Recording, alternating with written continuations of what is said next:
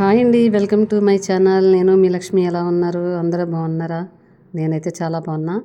ఏంటి దోశలు చూపిస్తున్నారు అనుకుంటున్నారా? ఏం లేదండి, మన మినప దోశలు అన్నది అందరూ వేసేది కామనే, మామూలే. కానీ నేను పాత పద్ధతిలో ఎలా వేసుకోవాలన్నది చూపిస్తాను. వీడియో అయితే స్కిప్ చేయకుండా చూడండి. నేనైతే ఒక గ్లాసు పొట్టున్న మినపప్పు తీసుకున్న, దానికి పర్ఫెక్ట్ కొలత 2 గ్లాసులు బియ్యం అండి. అవి కూడా రేషన్ బియ్యం అయితే దోశలు అన్నది చాలా బాగా వస్తాయి.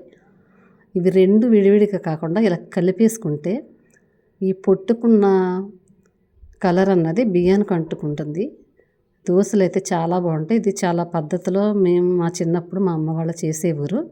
దీన్ని ఒక 3 అవర్స్ 2 అవర్స్ బాగా నానబెట్టుకుని పొట్టు ఊడిపోయే వరకు చక్కగా మళ్ళొకసారి ఇలా చూసుకున్న తర్వాత ఈ మాత్రం కడిగేసుకుంటే సరిపోద్దండి. మొత్తం పొట్టు అన్నది తీయాల్సిన అవసరం లేదు. పాతకాలం పద్ధతులు అయితే ఇలాగే చేసేవారు.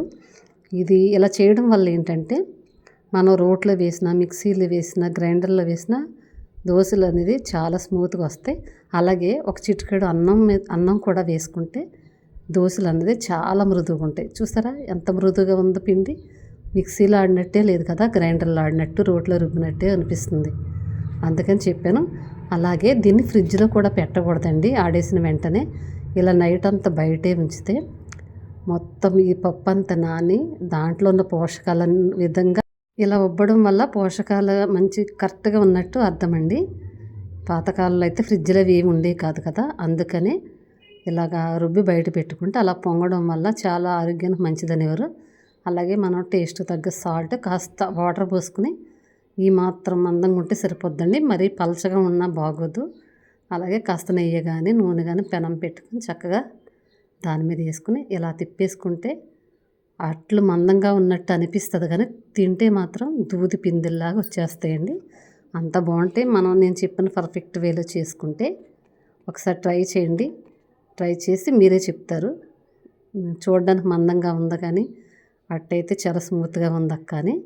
అంత పర్ఫెక్ట్ ఉండదు. కలర్ కూడా మనం కరెక్ట్ కలర్ వస్తుంది. మందంగా ఉంది అని మాత్రం అనుకోకండి. దోశలు మాత్రం చాలా స్మూత్గా వస్తుంది తినేటప్పుడు. ఇంతకీ ఎలా ఉందండి? నచ్చిందా? మీరు ఎప్పుడైనా ట్రై చేస్తారా? నచ్చితే మాత్రం లైక్ చేయండి. చేసుంటే మాత్రం కామెంట్ చేయండి. మరిన్ని రెసిపీతో మీ ముందుకుంటానండి.